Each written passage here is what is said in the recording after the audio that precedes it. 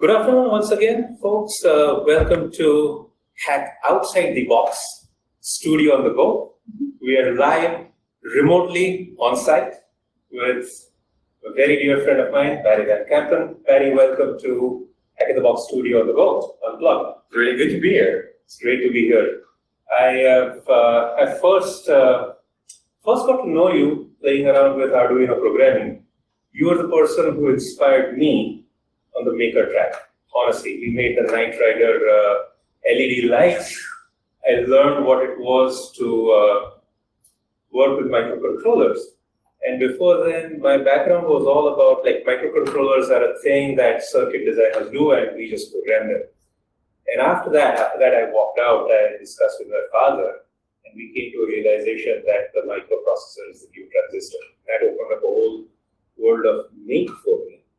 And then our journeys have crossed many times with different ideas, with Hack the Class, with your thoughts on bringing this to children. And now you're doing something completely different in the same space. So what's your It's nice you're mentioning that my first Arduino classes I gave were a start of something new. Yes. And I see it as a journey, actually. So what I do now is also still part of that journey. When I first found my Arduino, my microcontroller program, I came up with the idea, hey, listen, this is a technical thing we can use in a broader way. So we can also use this for example 2 classes and teach kids how to use this Arduino, because it's really simple and easy to start with. Where soldering was still a bridge too far somewhere. Actually, yes. You know what soldering was? Oh, we can't do this to the kids because they'll burn, and it's burned my finger. It's permanently burned over here. Remember, it smells like chicken. You're holding it wrong. But in this journey, and especially with Hack in the Box, we made some steps over there, and the steps over there, in my opinion, were always to educate people, and now young people, to have knowledge about techniques, about IT skills, and about security. And I always am finding a way to have this discussion and this talk. How can we take this to the next level? And so Hack in the Class was there, where we were not only using the Arduinos, but also using a capture the flag competition in a way. Yes. Where they were able to hack. And later on, this was growing. But I came up with some ideas during this journey. This is not scalable in a way, for example. And I think also we as professionals, we are responsible for keeping our next generation safe. Indeed. And give them the luggage to be sure that they have a future which is cyber safe. So about 2 years ago, one of actually my hacker friends, she was working at the Dutch National Police. She came to me and said, "Hey Barry, listen, I want to set up a prevent team, offender prevent team to be exact, to be sure that we are able to gain that there are coming less criminals instead of we are going to catch more criminals." Yeah, exactly. Like why don't we reduce the supply? Yeah, and in that way, the Cyber Offender Prevention Squad in the Dutch police system was being born. It's altogether COPS, which is a kind of funny shortness of the whole thing. And within this COPS, I'm one of the digital specialists, and to create the bridge between the technique and the criminals in a way. And these criminals can be young, they can be old in a way, but especially because we were doing this Hack in the Class lessons, etc., I am very focused on the youngsters.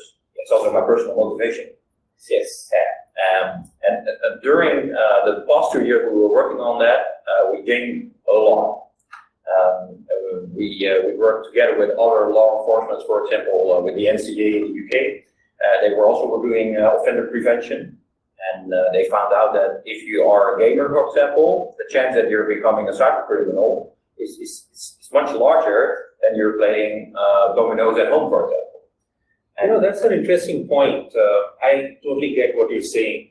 The problem is when this type of statement gets out, the media projects it like gaming is bad, and that is the completely incorrect conclusion to draw. Totally agree with you. And I know what folks want, like what folks like me want. We want excitement and we want challenge.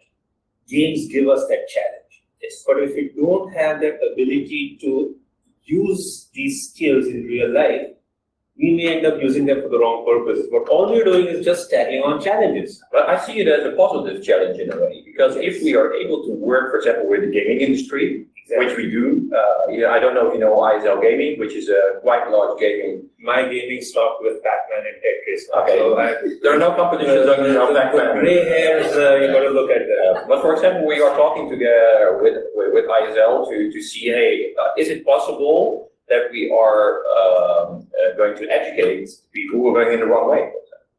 So gaming, it's a risk, but it's also an opportunity. Definitely. If you're going to cheat with a game, why is the game not showing you, hey, the thing what you're doing is not allowed? Yeah. So, but if I'm taking that pathway of gaming, for example, also cyber criminals are using that path to put you in their system.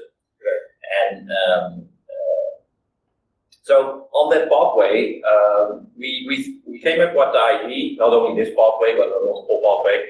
Why can't we create interventions that these offenders are having a better future instead of behind bars? Right. And so we have it's called a 4D approach, and the first D is deter. So if we don't deter these youngsters, for example, that, hey, this is allowed and this is not allowed, let's also be honest, if we don't tell them, it's also our own fault. Exactly. Yeah, exactly. And especially on schools, this is working very well. Like initiatives like Hack Shield, they are focusing on the primary school where kids are very young and to motivate their cyber skills in a positive way. But also their protection skills, like, hey, you have to use two-factor authentication or you have to use a strong password, which is, in my opinion, very important to start very early, because if you get it into the system of these kids very young, they will follow up in the future. In fact, I think it is now a necessary survival skill in the digital age. Like, we in school were always told that there's norms of safety, right? When I went to school, this was the early 80s, we could walk out of school, catch a rickshaw and then go home, no problem. Or we could bicycle back. Things change. I mean, in the 90s, you have to make sure that the right person's coming to pick you up. And this kind of got into everybody's system that this is how you're going to be safe. It's a known thing. It's societal education. True. And we need to bring that societal education to the digital space right now. Because things are moving too fast, too rapidly. Agree, and technology is also getting more and more involved in our life. So the impact of technology, if it goes wrong, is also much higher. Yes. So, but the educational part is for prevention, offender prevention, is really important, and we approach it on multiple levels: primary school, but also secondary school. We developed a game with the Dutch National Police. It's called Frame, where possible offenders, they're going to be confronted by playing a game on their phone. They're going to be tricked to commit cybercrime. And in the end, it's a path, or they get a warning by the police. Hey, the thing you did is not allowed by law X, Y, Z. Or they even virtually are coming behind bars and to jail. So they see, okay, there's a fine on this, and so they will be informed. But it's the secondary school, but this is for the youngsters.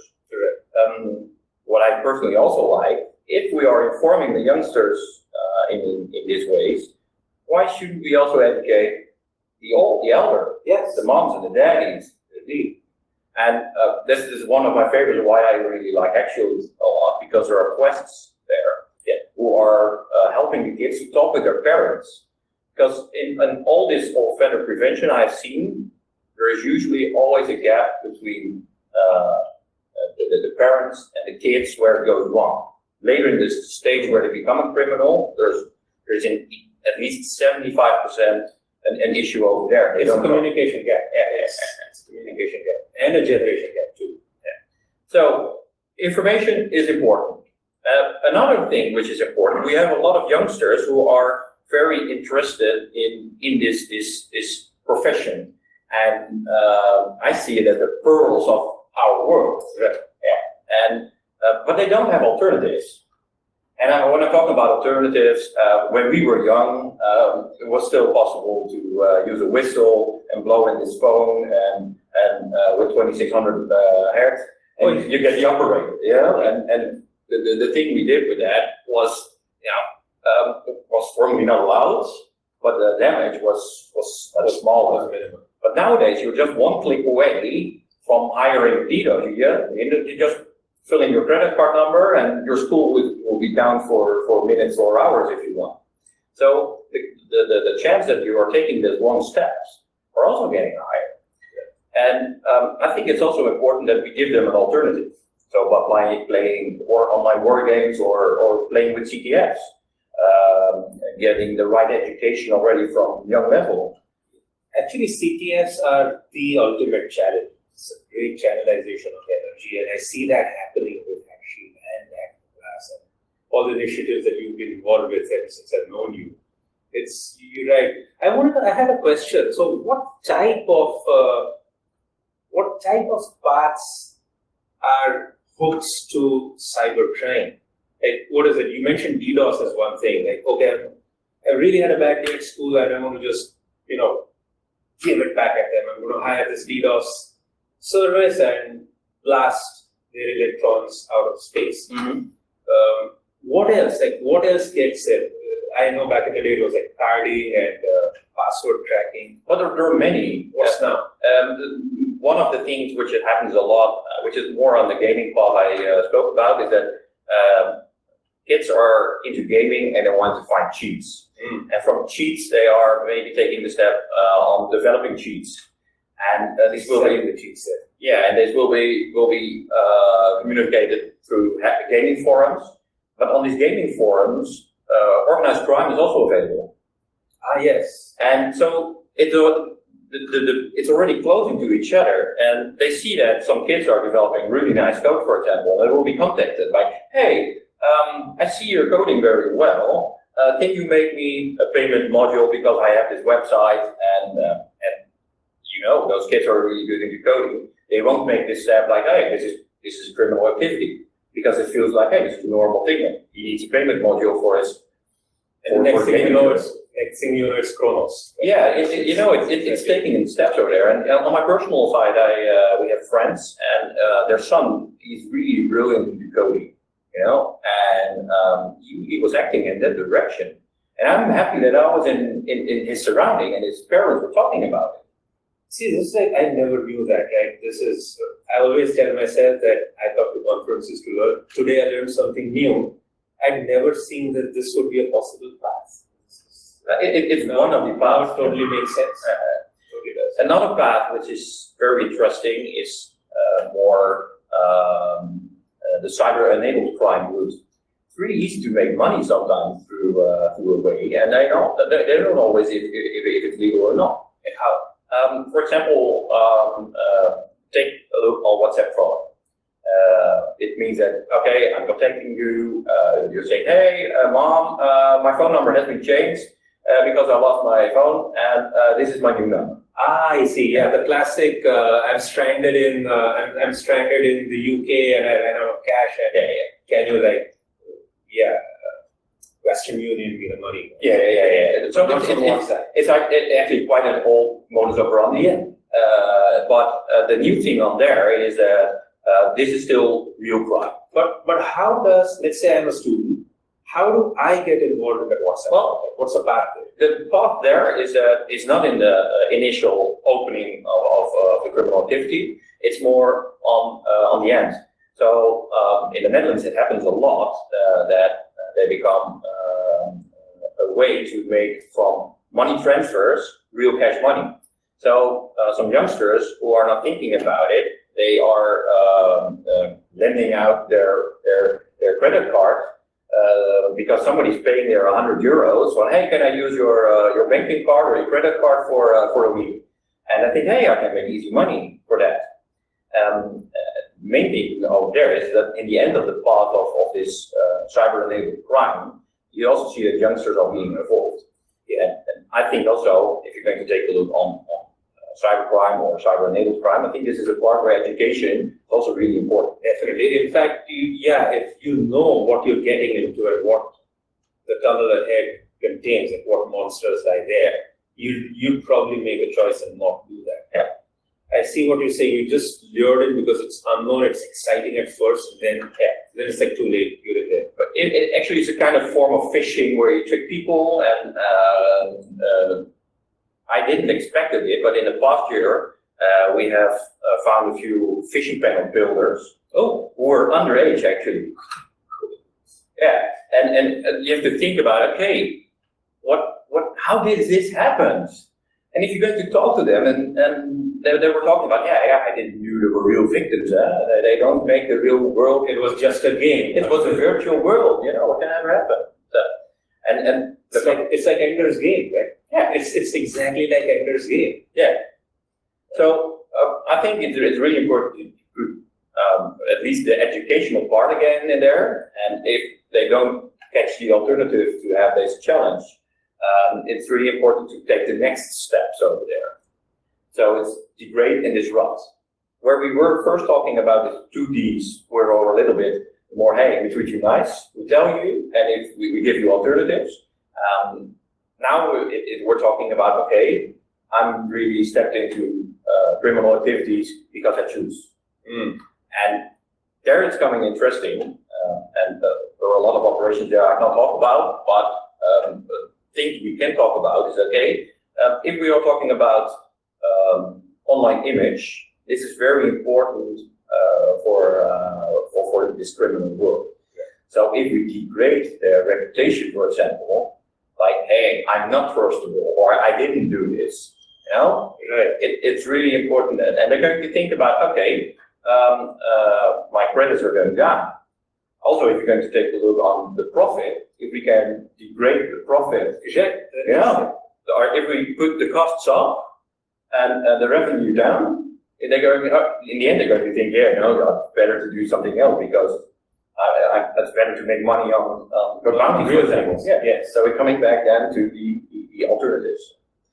And in the end, we still have the last D, which is disrupt, pull the plug of large DDoS websites.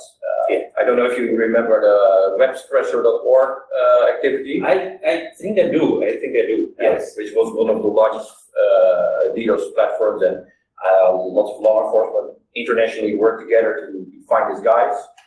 Which was actually one of the guys who was running was a 14-year-old boy, and he was already involved for 3 years. Wow! So think about it. Clearly, he would have known what he was getting into. Right? It couldn't be just for the laws at that point. I know his personal situation, and his personal situation was that this boy was from a family, and his parents were working very hard, and he was just such a nice boy because he was behind his computer, and what could go wrong? And when we spoke to him, it came really to his knowledge. If I have known this before, this was not my criminal path. And personally, it motivates me to help also those kids who went wrong. And the Dutch National Police started with a project called Hack White, I think 3-4 years ago, where we came up with the idea, if you are on the wrong path and you have been catched by us, we can put you behind bars because it's real money, it's real fraud.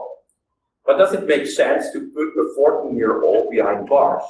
First of all, it's not going to do them any good. True, and it's also not very cost effective because put somebody behind bars is really a very expensive solution there. And there's the next thing. We have his specialty behind bars. We can't use his knowledge, give him a positive alternative, let him protect the world instead of attack the world. And we have seen even in other cases where they were also building a DDoS website, by the way. This guy is now change from attacking people with DDoSes by building a DDoS mitigation service. Yes, that's nice. And this is what you can gain if you just give them an alternative way, you educate them, and you give them the positive alternatives you want them to have. And for me personally, it motivates me a lot, these stories. And that's the reason why I'm shining that much. And I'm really proud of them on the ability to do this. Barry, I know you've made a difference at several levels in many people, right? Myself included. I learned a lot of new things speaking with you. I never had glimpsed into this area of cybercrime books and what cyber-enabled crime was and how the path led there. It is, I think, I had a very naive view of it, honestly speaking. And while you were narrating things to me, I was trying to project this. What would it be like in other societies in the world where the economics are different, the backgrounds are different? There would be, greater or lesser susceptibility to it. How would this appear in different regimes? It's definitely, the time is now, we need to think about it. I'm glad you're in there because I know you can make a difference. You've always done that. And well, thanks for being you. Thanks. This is super brilliant. The thing you're mentioning is also an important thing for me. When we started Hacking the Cloud, for example, we said, okay, we want this to be available for free. Yes. And open source. So if everybody wants to use it, please use it. And we see other alternatives also working in this direction. Again, Hackshoot, we're going to talk about it. They also have this motivation, let's feed the world. Yes. And from my personal perspective, but also I think from a police perspective, it's really important to take this as a world problem because cybercrime doesn't have borders. And that's also the reason why we work together with other parties, also on law enforcement, to see if we can do this on a higher level. But prevent is still a very, very young way of thinking for law enforcement. Because we are used to catch criminals, put them behind bars. And see, this is the thing, even in cybersecurity, right? It's always been reactive. Yeah. You wait for the attack, you have the signature, you have the filter, you're catching it, but why not prevent it? Yes. We've all heard the saying, an ounce of prevention is better than a pound of cure. I think, glad you're putting that into practice. That's awesome.